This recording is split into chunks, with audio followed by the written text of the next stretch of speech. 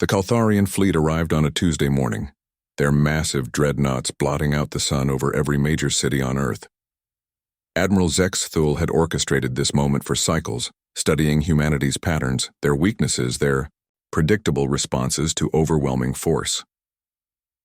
The psychological warfare doctrine was simple: crush their spirit first, and the flesh would follow without resistance. Begin Phase 1, Zexthul commanded from his flagship's bridge, mandibles clicking with satisfaction. Target their emotional centers. The first wave wasn't kinetic weapons or plasma bombardments.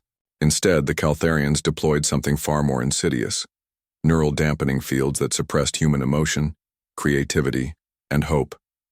Across the globe, 12 billion people suddenly felt nothing. The fields were precise, calibrated, from decades of abducted human test subjects. Joy, love, anger, determination, all of it simply vanished. Children stopped laughing. Artists abandoned their work mid-stroke. Lovers looked at each other with blank indifference. The Caltharian High Command watched from orbit as humanity's greatest strength, their emotional resilience, was surgically removed.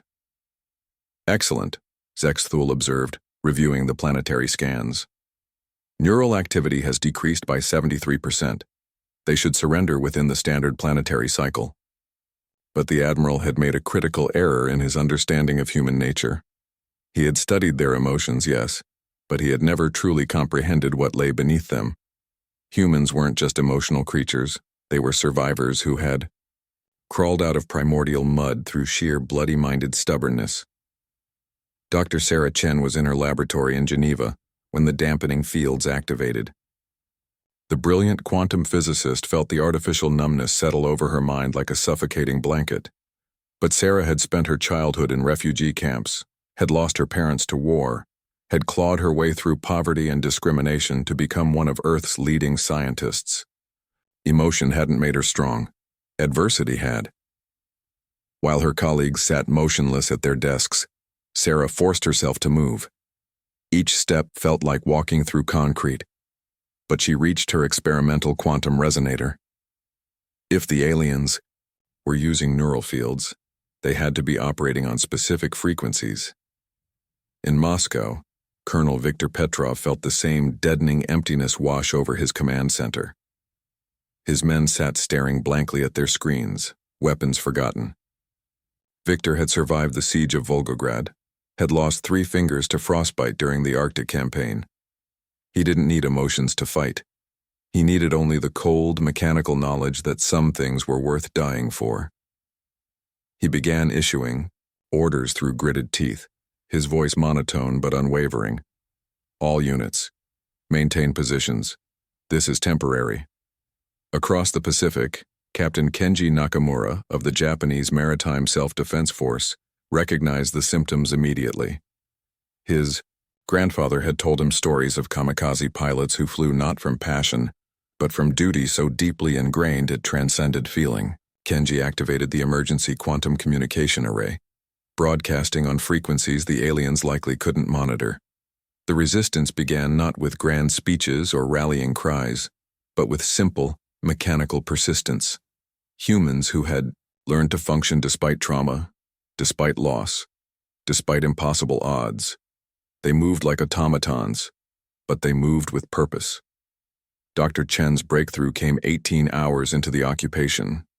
The alien neural fields operated on a quantum frequency that could be inverted, not to restore emotions, but to redirect them. She worked for 3 days straight, her fingers numb, her mind blank, driven only by the dim understanding that failure meant extinction.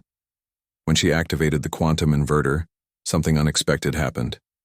The dampening fields didn't just shut down, they reversed. Every suppressed emotion came flooding back, amplified.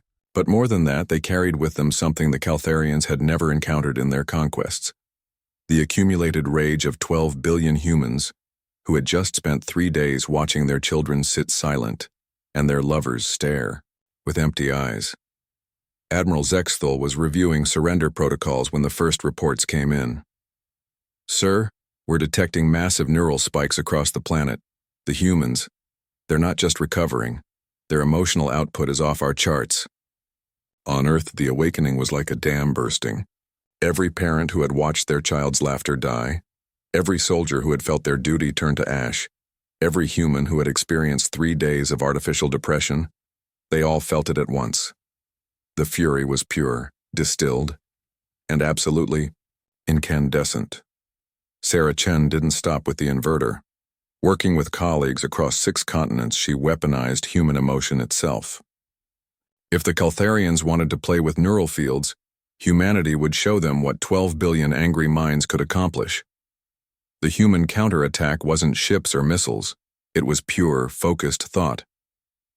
The neural dampeners became amplifiers, broadcasting human rage directly into Caltharian minds. Aliens who had evolved without strong emotions, who had conquered through cold calculation, suddenly experienced the full spectrum of human fury.